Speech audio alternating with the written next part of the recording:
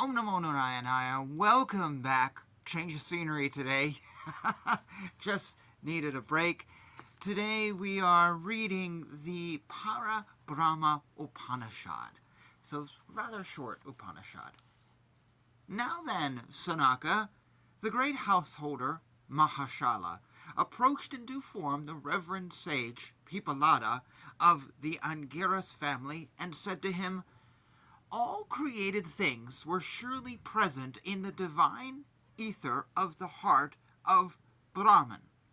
How did the great Lord create them out of himself in different species, and who is this great and powerful Lord?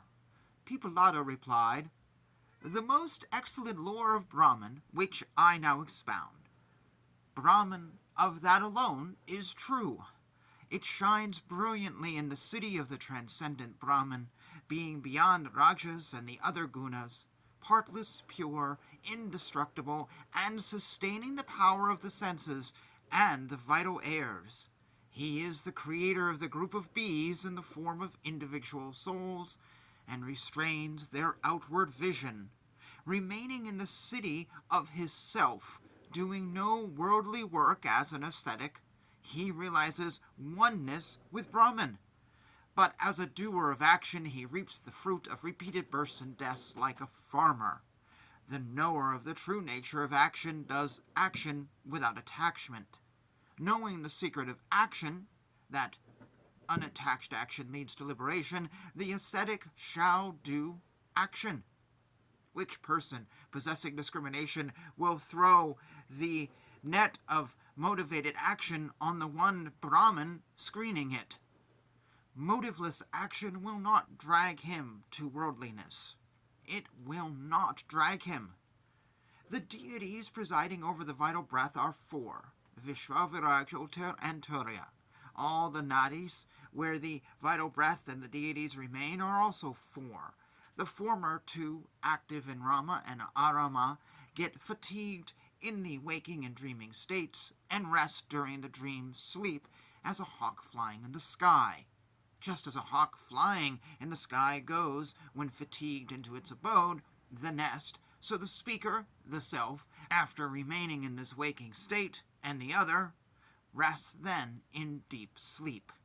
This self, while resting in the golden transcendent sheath of the ether of the heart and being immortal, is active in the three nadis.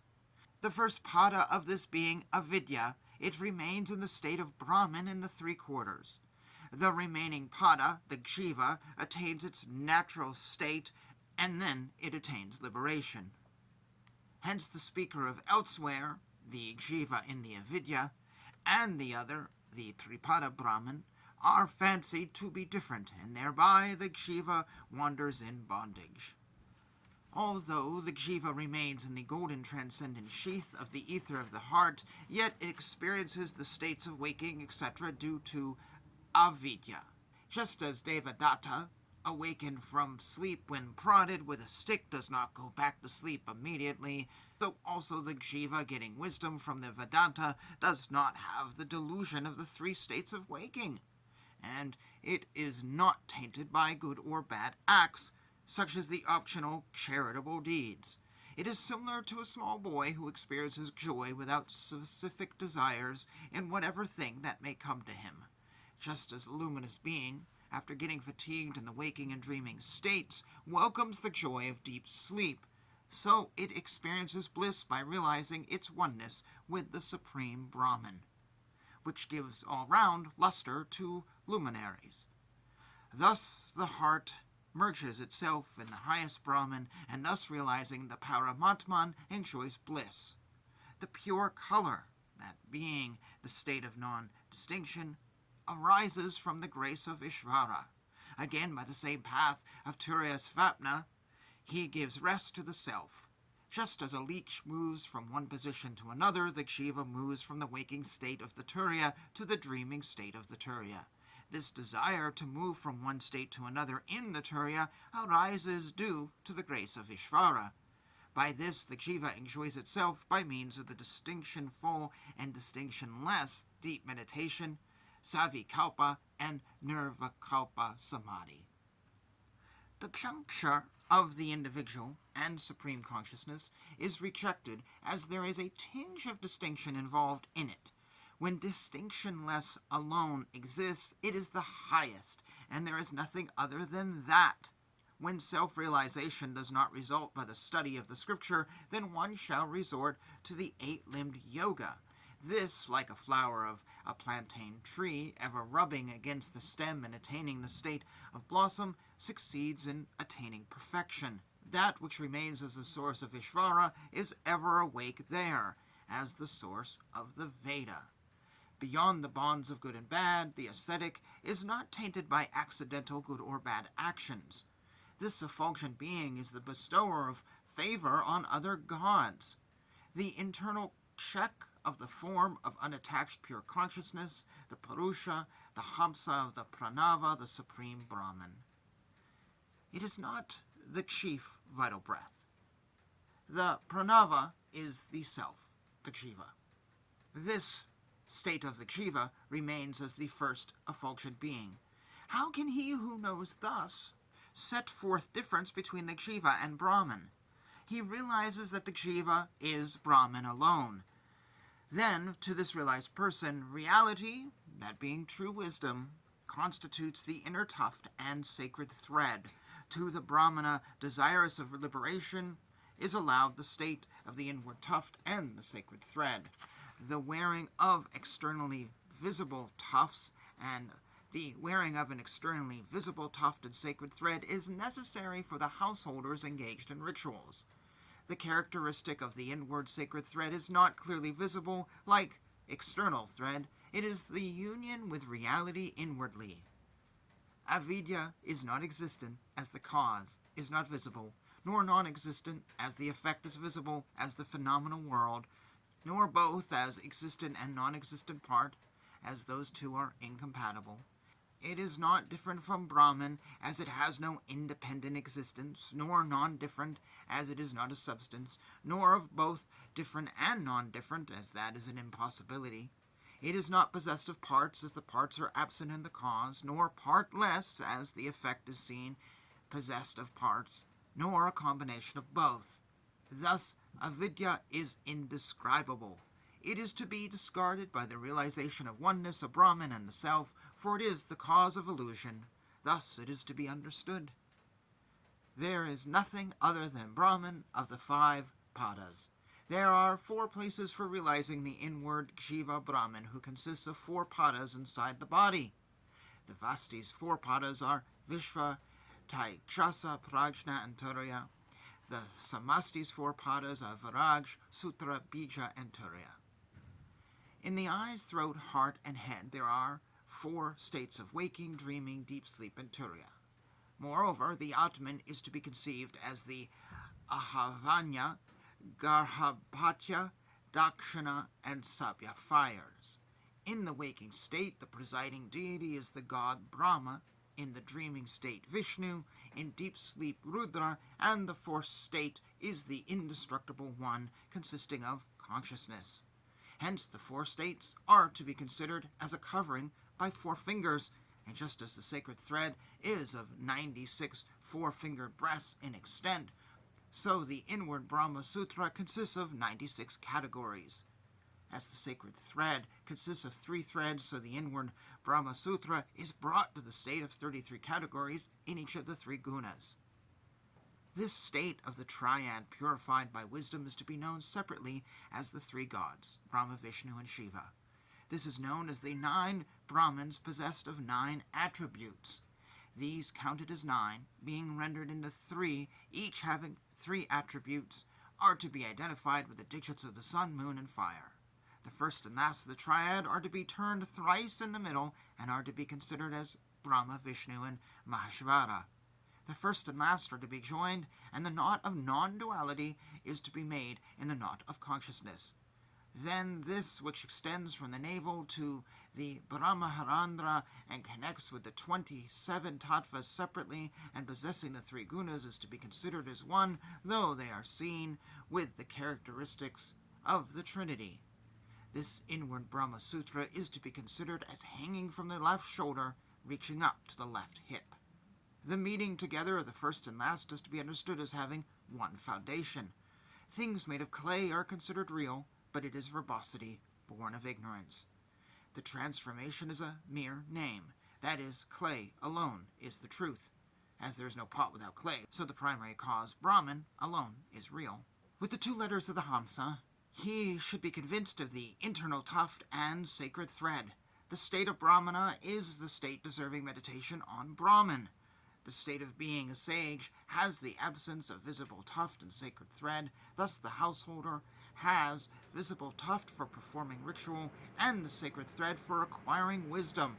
To the state of the semblance of a Brahmana there is the tuft consisting of a mass of hair and the sacred thread made of cotton threads. The Brahma Sutra is one alone. It is four by quadruplication. The 24 tattvas constitute the threads, the 9 tattvas constitute the one transcendent Brahman, but people provide many paths, such as Sankhya, Yoga, etc., due to difference in approach. Liberation is one alone to all, whether they are Brahma and the other gods, divine sages, or human beings. Brahma is one alone.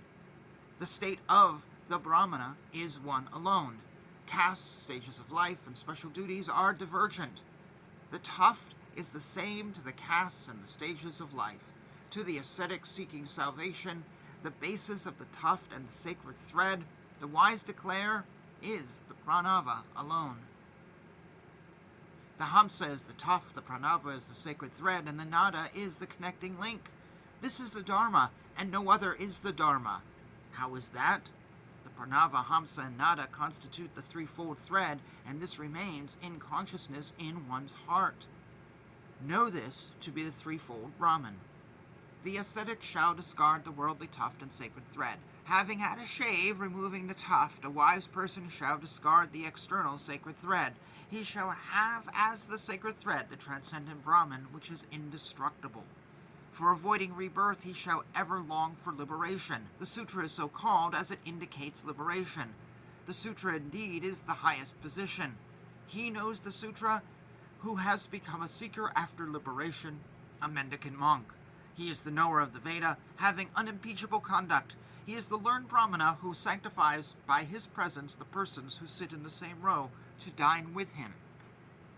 The yogin, who is the knower of yoga, a Brahmana and an ascetic, shall wear that sutra by which all the phenomenal worlds join together as a unity, just as gems are strung together in a thread. A learned Brahmana who is deeply intent on yoga and spiritual wisdom shall discard the external sacred thread. He who wears the sutra consisting of devotion to Brahman attains salvation. There is neither impurity nor the state of eating the leavings of others when one possesses that sutra. Those who, having the sacred thread of spiritual wisdom, possess the sutra inwardly are the knowers of the sutra in the world, and they are the true wearers of the sacred thread. Their tuft and the sacred thread consists of spiritual wisdom. They are established in this spiritual wisdom. To them, it alone is supreme, and this spiritual wisdom is declared to be sanctifying. The wise one whose tuft consists of that and no other, like the flame emanating from the fire, is said to possess the true tuft, not the others who wear just a mass of hair. Those who are immersed in activities, whether Vedic ritual or worldly activities, live as Brahmanas in name only, filling their bellies. They come to grief and have rebirth again and again. The sacred thread hanging from the left shoulder to the right hip is contrariwise to liberation. The wise shall wear true knowledge which is rooted in consciousness, having threads in the form of true principles and extending from the navel to the tip of the aperture to the crown of the head. This sacred thread, which forms a part of ritual and made of cotton threads, is to be worn by them. He whose tuft consists of wisdom, as also his sacred thread, has all the true characteristics of a Brahmana. Others have none at all. It is this sacred thread which is the supreme panacea. The wise who wear this sacred thread attain liberation. That learned Brahmana is entitled to renunciation who has the sacred thread both within and without, but the one having the external one alone is never entitled to renunciation. Hence, by all effort, the ascetic shall long for liberation.